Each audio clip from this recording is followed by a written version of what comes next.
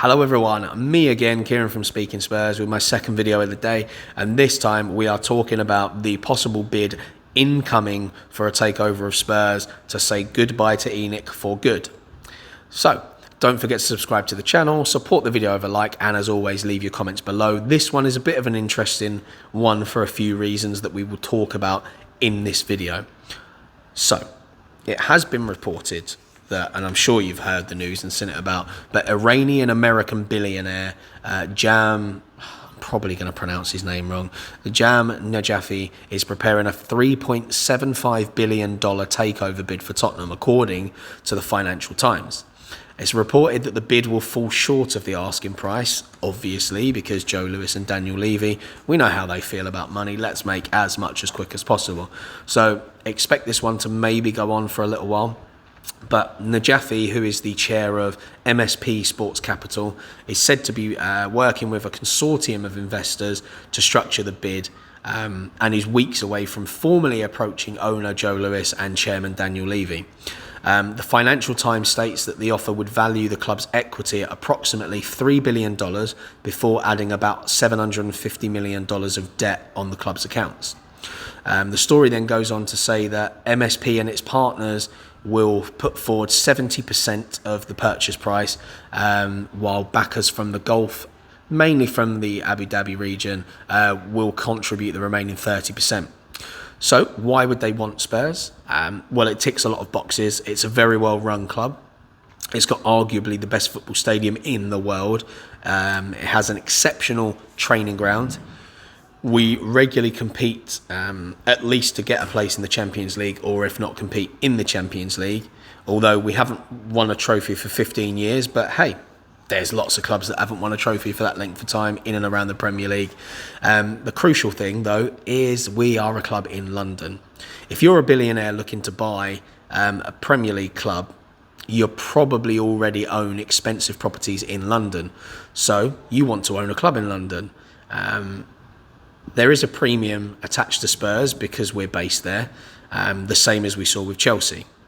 He was also interested in looking at Everton, and now I don't think particularly the region near Merseyside is somewhere that they would overly want to be. They would much prefer to be in London, which is why I think they're going to tease the Joe Lewis and Daniel Levy with a bid. So let's talk a little bit about some stuff about Najafi. He previously owned a stake in the Phoenix Suns NBA team, although the outfit was recently sold to United Wholesale Mortgage CEO Matt Ishbia. So together with business partner Daniel Levy, who serves as Tottenham's chairman, ENIC owner Lewis, he bought a 26% stake in Tottenham from Lord Alan Sugar back in 2000 for just 22 million. Lewis has since increased the shareholding in the Lily Whites to 85.5% over the last 2 decades, during which time we've established ourselves as a regular challenger for Champions League qualification. We've also got the new stadium. We host the NFL games, boxing fights, concerts, and other notable events around the ground. But who is Jahm Najafi? So a little bit about him. He was born in 1963. He has a bachelor's degree in economics from the University of California and a master's degree in business from economics. A master's degree in business economics from Harvard University. Najafi went on to work for Wall Street firm Salomon Brothers, which became part of the Citigroup. He then served as CEO of Pivotal Private Equity, as well as becoming partner and COO of the parent company, the Pivotal Group. So now he is the multi-sport chairman and chairs the MSP Sports Capital, as well as owning the Najafi companies, which are a Phoenix-based equity firm. The 60-year-old has invested in McLaren F1 team, collaborating with MSP Sports Capital and USB's O'Connor LLC. The Arizona-based Mohammed bin Essa Al Khalifa, the Arizona-based Oh yes, he's one of two vice chairmen from that. So one of them is Mohammed bin Essa Al-Khalafi, the other. Najafi also has the second largest stake in the NBA side, Phoenix Suns, and has previously said the Suns helped him learn English when his family moved to Phoenix when he was 12. Let's talk about his net worth, because that has to come into it. And this is one of the things I really want to talk about. So Najafi's reportedly has a net worth of around £2.9 billion. Now, Tottenham's current main shareholder, Joe Lewis, is believed to have a net worth of £4 billion. So Najafi's potential arrival would likely see Spurs as a less wealthy club than the likes of Leicester City and Nottingham Forest. However, it's not all necessarily about how much he is worth as an owner. It comes down to how much he is willing to put into Tottenham Hotspur Football Club that becomes interesting. Joe Lewis has got a ridiculous amount of money. We know ENIC is what it is. Joe Lewis owns ENIC, and Daniel Levy obviously is the person from ENIC that they've put in charge of Tottenham Hotspur. Now, they've tried to run it as a very financial, stable, viable club. They've done very well with that.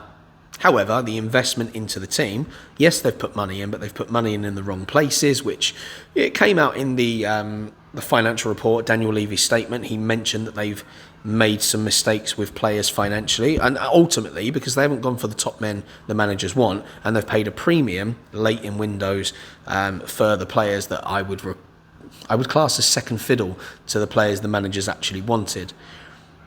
So they have invested some, but they've not invested as much as they could. Of the 150 million we were told that could be invested into the club in the summer, 100 million was put in. There's still 50 million that has been extended that can be taken at a later date. But look, it'll be interesting to see what happens. Will Najafi manage to come up to the price they want? Possibly, especially if working with a consortium of investors, he may be able to push more investors into the deal. Will it be a good thing? We are yet to see. With any owner, it's always a risk. We don't know what they're using the club for. If it's just to spin money, like ENIC, it kind of has served a purpose where the club are in a much better state now than they were when they took over. Like, I think we can all agree on that. However, the trajectory of the club, once we hit the heights, has slowed down. Yes, we have a fantastic stadium. We don't have any cup success. We have made it to a Champions League final. But ultimately, we have still sold mostly our best players for great money and then reinvested it poorly. The Gareth Bale money. Modric was a player that we let go that we shouldn't have. Dimitar Berbatov. Harry Kane we've managed to keep hold of. Christian Eriksen, I don't think we really had much choice in. He had every right to want to go. The club had stagnated.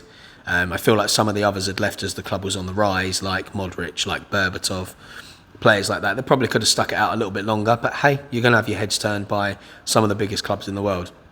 So it'll be interesting to see how this develops with these people taking interest. And it has come off the back of the previous interest from the guys that have got a share in PSG. Obviously, they never would have been able to come our complete owners. They only would have been able to take a share. This is looking at complete control, ownership of the club. ENIC, goodbye, is what that would mean. And I know there's a lot of people out there that are going to be very excited at that prospect, but sometimes it's better the devil you know than the devil you don't. So what are my thoughts on this? I personally think it all comes down to how much money they are looking to invest into Tottenham. What are they looking to do with a manager? Are they looking to bring the instant success but back the manager with the right players they want? Are they going to do it in a hurry? If they are, then why not? If they're going to look for a project manager, like a Pochettino, like a Potter, and back them the right way, rather than Daniel Levy, who had a project manager and still gave him B-Tech versions of the players they want, didn't reinvest as those players were sort of getting a bit older and it needed it, then no, I would rather just stick with Daniel Levy, because we know financially the club's going to run in a great way and we're still going to end up with the same results anyway. So it's a bit of a difficult one. Hopefully more will come out over the coming weeks about what their intentions are with the club. I'll do a bit of digging, see what I can pull out. But that is it in a nutshell. So somebody has finally decided they want to make a bid, and there will be meetings. We will hear a lot more of this as the weeks go on. So expect a few videos on any updates. They might be short videos. You might be very lucky that instead of my half-hour videos or whatever, you will get some 5-minute, 10-minute videos like this one. So I am going to end it there. Definitely leave your comments below about what your thoughts on this potential takeover could be. So yeah, I've been Kieran from Speaking Spurs. Don't forget to like, subscribe and comment. And until next time, come on you Spurs.